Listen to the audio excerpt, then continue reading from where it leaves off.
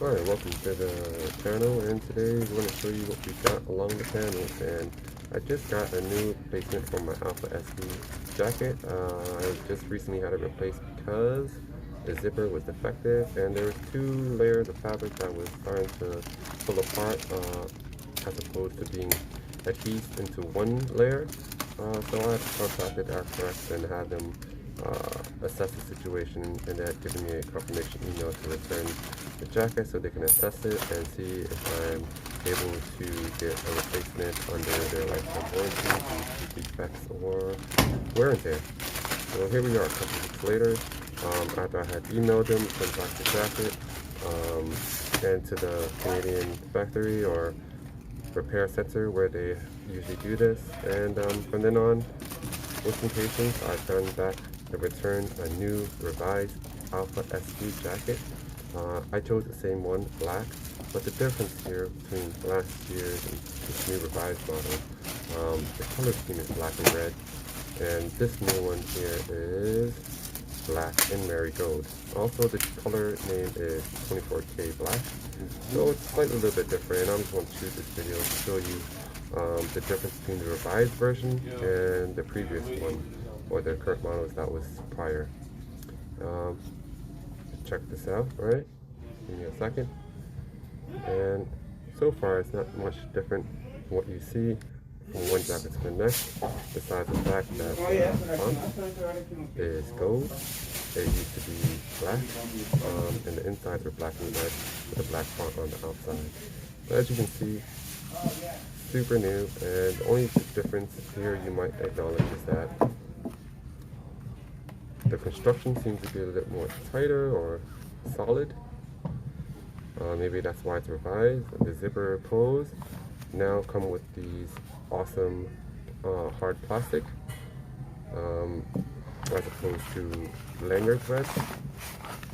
Everything's pretty much the same with a minor few upgrades. I think it's more on the utility factor of the revised version, if anything, as opposed to an aesthetic. As you see here, you get 2 little zippers for the arm ventilation. You have 2 on the other side too. Along the inside, like I said, it used to be black and red, but now it is black and marigold for the 24K black theme. I don't mind it as much. It's still pretty cool. It also matches the book bag very easily, as the book bag is also black and gold as well, with the gold fonts. As you can see here, along the back of my previous jacket, it was pulling apart from the seam, so that one piece that you're seeing was actually separating, and you could see through it with sheerness. Yes. Everything's the same. You still have the cuff Velcro, the adjustment strap along the back of the hoodie. So therefore you can have a deep hoodie feel where it covers the majority of your head for all sizes. It doesn't feel too taut or short along the arms or the waist. It's actually just right, a little slack, and that's what you need depending on the body type that you are. You can see the craftsmanship of how they adhere the seams. It looks more solid. It could be because it's new, but I'm very happy. I was very genuinely happy with the prior version, minus the fact that the zipper was unoperable afterwards, which is quite sad. But after all, I got a new jacket and it looks great.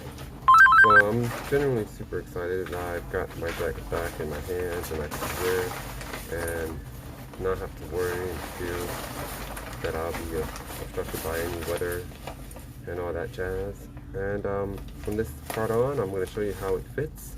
And I am a medium. I'm about 6 feet tall, lean, lanky build, and this is a size medium men's. As you can see, there's no modifications to the jacket. Yeah, they lock in the cuffs or tie in the waistband. It's a little bit loose, but if you wear a sweater or the Arcteryx insulator inside or a hoodie, it will just fit just right and give you just a little bit extra room to stretch out. You won't have to feel so restricted. It does make a lot of noise. Be prepared to swish left and right, but with that being said, it's not too bad in compensation. Yeah, there you go. It's a little bit straight down the waist, and along the back, it's not that bad. It does contour along the back so the water could just drip out, and it's pretty cool. It breaks wind really well. Not to say as a joke, but it does cut wind super well. I don't feel it when I'm walking along the brick of winter in New York City. In that case, you shouldn't be either. The arms are like so. If I stretch my arms out, I do have a long reach, so it does compass that. And if you wrap the cuffs around, it just fits just great. Set and set. There you go. The vent pockets open up from the bottom to top. It gives you great coverage and space for the air.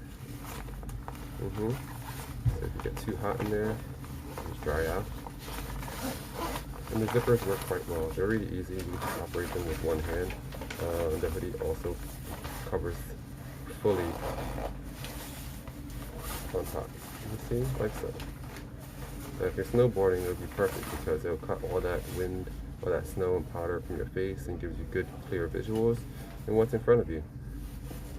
There's a little latch in the back where you can pull to pull the beak of the hoodie further back so it won't obstruct your vision.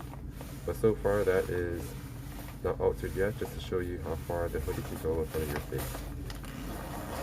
It should be quite roomy inside, so it should fit any type of clothes along the general size of the medium or your size. So just try it out, go to a store and just make sure your fit is right. That's what they instruct you to do before they ask you to choose a replacement. And from then on, you should be all good. There you go.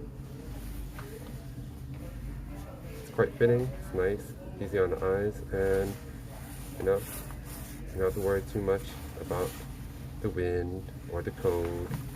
It's a great shout, and even the water. There you go.